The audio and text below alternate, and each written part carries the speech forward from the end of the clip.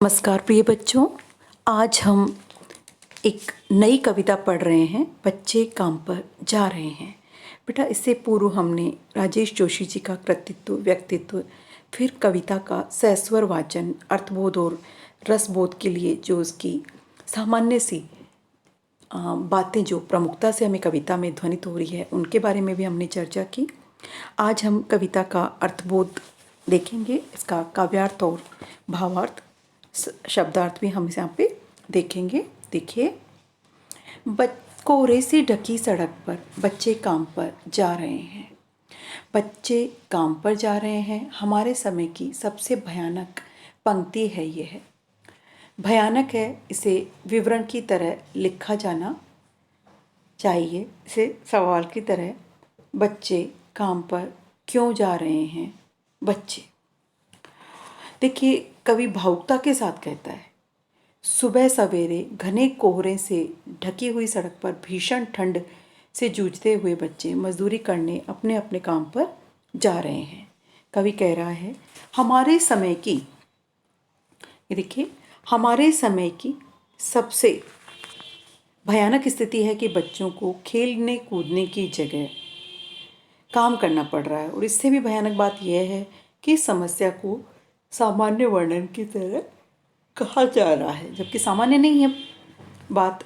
इस वर्णन को कहते हुए किसी की संवेदनाएं इनके प्रति नहीं जागती और न किसी को क्रोध ही आता है। इस कारण इसका क्रमिक वर्णन करना भी अत्यधिक भयानक है। इस बात को तो प्रश्न के रूप में लिखा जाना चाहिए ना। ये आया है कि इसको हमें एक सवाल की तरह लिखना है, मतलब प्रश्न के रूप में लिखा जाना चाहिए। अर्थात बच्चे काम पर क्यों जा रहे हैं, उनके सामने ऐसी क्या मजबूरी है, इस तरह प्रश्नात्मक रूप में लिखा जाना अपेक्षित है। इस उम्र में उन्हें स्कूल जाना चाहिए, फिर उन्हें मजदूरी क्यों करनी पड़ रही है, क्यों अपना बचपन इस तरह बिताना पड़ रहा है। अगला पैराग्राफ देखिए, क्या अंतरिक्ष में गिर गई है सारी गेंदें, क्या दीमकों ने खा लिया है सारी रंग बिरंगी किताबों को, क्या काले पहाड़ के नीचे दब गए हैं सारे खिलौने, क्या किसी भूकंप में ढह गई है सारे मदरसों की इमारतें, क्या सारे मैदान, सारे बगीचे, घरों के आंगन खत्म हो गए हैं एकाएक। सुबह सुबह घने कोहरे से ढकी सड़क पर बच्चों को काम पर जाते देखकर देखिए कवि किस तरह से व्यथित होते हैं और सवाल भी कर रहे हैं कि आखिर ये बच्चे काम पे क्यों जा रहे हैं, मतलब क्या वजह है इसकी। बच्चों द्वारा खेली जाने वाली सारी जो गेंदें हैं शायद आकाश में गिर गई है, अर्थात खो गई हैं। गेंद न मिलने से काम पर नहीं जा रहे हैं, काम पर जा रहे हैं। क्या उन्हें शिक्षा प्राप्ति में सहायक जो पुस्तकें हैं वो नहीं मिल रही हैं? क्या उनकी सारी रंग बिरंगी किताबों को जो है उस दीमकों ने चट कर डाला है, जहाँ से उन्हें निकालवाना संभव नहीं है?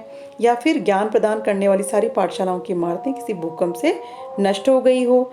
इन बच्चों को खेलने के लिए मैदान, बाग बगीचे और घरों के आंगन चाहिए, लेकिन क्या ये सारे के सारे अचानक नष्ट हो गए हैं? यदि ऐसा है, यदि ऐसा नहीं है तो फिर क्या कारण है कि बच्चे काम पे जा रहे हैं, और क्या इन्हें मजदूरी करने को विवश होना पड़ रहा है? यह अति विचारणीय, चिंतनीय विषय है। मतलब कवि की चिंता देखिए, बाल श्रम के प्रति उन्होंने अपनी जो चिंता व्यक्त की है उसी का हमें यहाँ पे दर्शन होता है।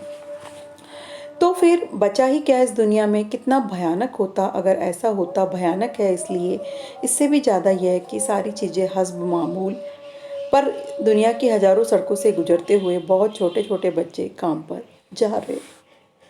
कवि सोचता है कि यदि बच्चे सुबह सुबह मजदूरी करने जा रहे हैं तो इसका अर्थ दुनिया से खिलौने, पुस्तकें, मनोरंजन के उपकरण, खेल के साधन, पाठशालाएँ सब नष्ट हो गई हैं।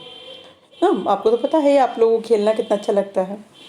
बच्चों के मनोरंजन और उपयोग में की चीज़ें नहीं रही है, फिर इस दुनिया में बचा ही क्या है। वस्तुतः यदि ऐसा होता तो कितनी बड़ी भयानक चीज़ें जो कि क्या उपलब्ध है, फिर भी देश के बच्चे इनसे वंचित है, क्योंकि संसार को हजारों सड़कों पर अर्थात सर्वत्र बहुत छोटे छोटे बच्चे काम पर रोज जाते हैं। अर्थात यह समस्या हमारे देश की नहीं, जैसे आपसे मैंने बात भी की कि कोई एक देश की समस्या नहीं है, अभी तो सारे विश्व के कई देशों की समस्या है। इस कारण बच्चों का जो बचपन है वो छिन जाता है और वे रोजाना काम पे नहीं जा रहे हैं। यह बात, मजदूरी की समस्या वास्तव में ही चिंता का विषय है। धन्यवाद।